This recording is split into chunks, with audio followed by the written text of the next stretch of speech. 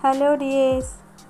അപ്പോൾ ഇന്ന് നമ്മൾ നല്ല സിമ്പിളായിട്ടുള്ളൊരു പാൽപ്പത്തിരി കേട്ടോ തയ്യാറാക്കുന്നത്. നല്ല അടിപൊളി ടേസ്റ്റാണ്. എന്തായാലും നിങ്ങൾക്ക് ഇഷ്ടപ്പെടാതിരിക്കില്ല കേട്ടോ. വളരെ സിമ്പിളാണ് കേട്ടോ തയ്യാറാക്കാൻ. അപ്പോൾ അത് തയ്യാറാക്കാൻ വേണ്ടിയിട്ട് ഞാനിവിടെ ഒരു മിക്സിയുടെ ജാർ എടുത്ത് വെച്ചിട്ടുണ്ട്. ഇതിലേക്ക് 250 ml ഒരു കപ്പിന് 1 കപ്പ് മൈദപ്പൊടിയാണ് ഇട്ട് കൊടുക്കുന്നത്.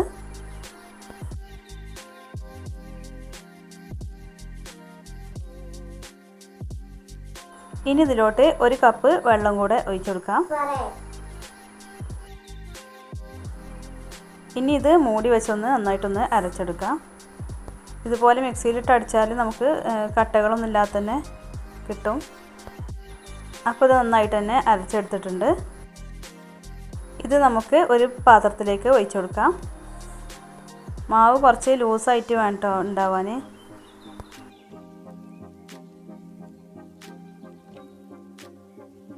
ഇനി ഇതിലോട്ട് ആവശ്യത്തിനുള്ള ഉപ്പും കൂടെ ചേർത്തെടുക്കാം.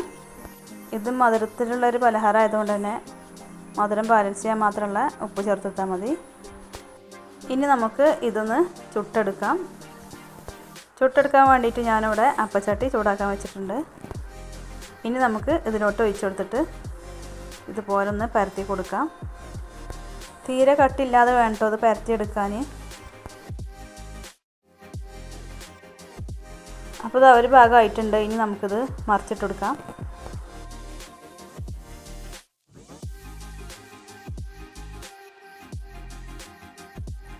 അപ്പോൾ 2 ഭാഗവും വേവായിട്ടുണ്ട്. നമുക്ക് ബാക്കിയുള്ളത് ഇതുപോലെ ചുട്ടെടുക്കാം. അപ്പോൾ ഇതെല്ലാം ഇതുപോലെ ചുട്ടെടുത്തിട്ടുണ്ട്. ഇനി ഞാനൊരു പാത്രം ചൂടാക്കാൻ വെച്ചിട്ടുണ്ട്. ഇതിലോട്ട് 1 ടേബിൾ സ്പൂൺ നെയ്യ് ഒഴിച്ച് കൊടുത്തിട്ടുണ്ട്. നെയ്യ് നന്നായിട്ട് ചൂടായി വന്നതിന് ശേഷം നമുക്കിതിലോട്ട് കുറച്ച് അണ്ടിപ്പരിപ്പ് മുന്തിരി ഇട്ട് കൊടുക്കാം. ഇനി നമുക്കിതൊന്ന് വറുത്ത് കോരാം.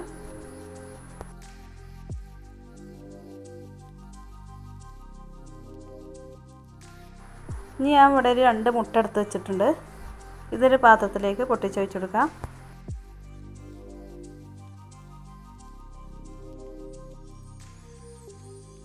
എന്നിട്ട് ഇത് നന്നായിട്ട് തന്നെ ഒന്ന് ബീറ്റ് ചെയ്തെടുക്കാം.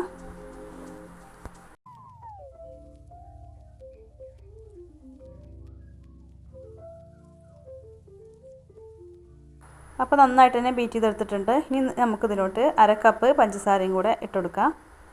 എന്നിട്ട് നന്നായിട്ടൊന്ന് കലക്കി കൊടുക്കാം. പഞ്ചസാര നന്നായിട്ട് തന്നെ മെൽറ്റായി വരുന്നത് വരെ ഒന്ന് ഇളക്കി കൊടുക്കാം. ഇനി ഇതിലോട്ട് 1/2 കപ്പ് പാലും കൂടെ ഒഴിച്ച് കൊടുക്കാം. 1/2 ടീസ്പൂൺ ഏലക്കായ് പൊടിച്ചതും കൂടെ ഇട്ട് കൊടുക്കാം. എന്നിട്ട് ഒന്നും കൂടെ നന്നായിട്ട് തന്നെ ഒന്ന് ഇളക്കി കൊടുക്കാം.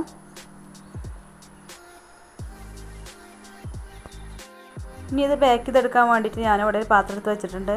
ഇതിൻ്റെ ഉൾഭാഗത്ത് കുറച്ച് നെയ്യൊന്ന് ബ്രഷ് ചെയ്ത് കൊടുക്കാം.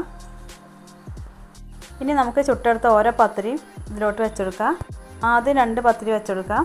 എന്നിട്ട് നമ്മൾ നേരത്തെ കലക്കിയെടുത്ത മുട്ടയും പാലും ചേർത്ത് ഇത് ഇതിലോട്ട് ഒഴിച്ചെടുക്കാം. ഇതിൻ്റെ മുകളിലായിട്ട് വീണ്ടും 1 പത്തിരിയും കൂടെ വെച്ചെടുക്കാം. എന്നിട്ട് വീണ്ടും കലക്കിയെടുത്ത മുട്ടൻ്റെ പാലും ഇതിലോട്ട് ഒഴിച്ചെടുക്കാം. അങ്ങനെ നമ്മൾ ചുട്ടെടുത്ത എല്ലാ പത്തിരി ഇതുപോലെ തന്നെ വെച്ചെടുക്കാം.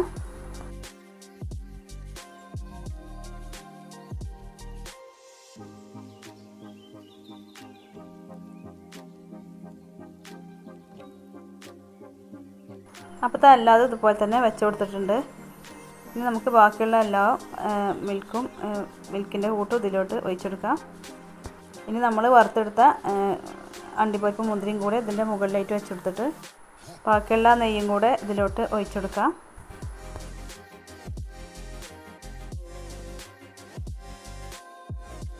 ഇനി നമുക്കിതൊന്ന് ബേക്ക് ചെയ്തെടുക്കാം. അപ്പോൾ അതിന് വേണ്ടിയിട്ട് ഇതുപോലെ ഒരു ചെമ്പാട്ടം ഞാൻ എടുത്തിട്ടുള്ളത്.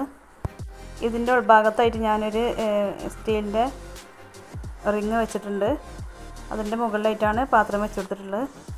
ഇനി നമുക്കൊരു 1/2 മണിക്കൂർ സമയം ലോ ഫ്ലെയിമിലിട്ടിട്ട് ഇതൊന്ന് ബേക്ക് ചെയ്തെടുക്കാം.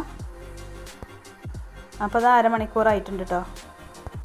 നല്ല അടിപൊളിയായിട്ട് തന്നെ ബേക്കായി വന്നിട്ടുണ്ട്. ഇനി നന്നായിട്ടൊന്ന് ചൂടാറി വരട്ടെ. അപ്പോൾ അത് നന്നായിട്ട് തന്നെ ചൂടാറി വന്നിട്ടുണ്ട്. ഇനി ഇത് നമുക്കൊന്ന് കട്ട് ചെയ്തെടുക്കാം. നമ്മളിത് ബേക്ക് ചെയ്യാൻ വെച്ചെടുക്കുന്ന സമയത്ത് ജസ്റ്റ് ഒന്ന് ചെരിഞ്ഞിന് കേട്ടോ. അതുകൊണ്ടാണ് ഇതിൻ്റെ ഷേപ്പിന് ചെറിയൊരു വ്യത്യാസമുള്ളത്. പക്ഷേ ടേസ്റ്റിന് കുഴപ്പമൊന്നുമില്ല, നല്ല ടേസ്റ്റായിരുന്നു. അപ്പോൾ ഇത് നല്ല അടിപൊളിയായിട്ട് തന്നെ കിട്ടിയിട്ടുണ്ട് കേട്ടോ. കണ്ടില്ലേ, നല്ല ലെയറായിട്ട് തന്നെ വന്നിട്ടുണ്ട്. നല്ല അടിപൊളി ടേസ്റ്റാണ്. പിന്നെ നമുക്ക് തയ്യാറാക്കാനും തന്നെ സിമ്പിളാണ്. പത്തിരി പരത്താനൊന്നും നിൽക്കണ്ടല്ലോ, നമുക്കിത് മാവ് കലക്കി ഒഴിച്ചാൽ മതിയല്ലോ. അപ്പോൾ എൻ്റെ വീഡിയോ ഇഷ്ടപ്പെട്ടിട്ടുണ്ടെങ്കിൽ ലൈക്ക് ചെയ്യാൻ മറന്നു പോവില്ലേ. പുതിയ കൂട്ടുകാരാണെങ്കിൽ ചാനലൊന്ന് സബ്സ്ക്രൈബ് ചെയ്യണേ. മറ്റൊരു വീഡിയോയിൽ കാണാം. Okay, thank you.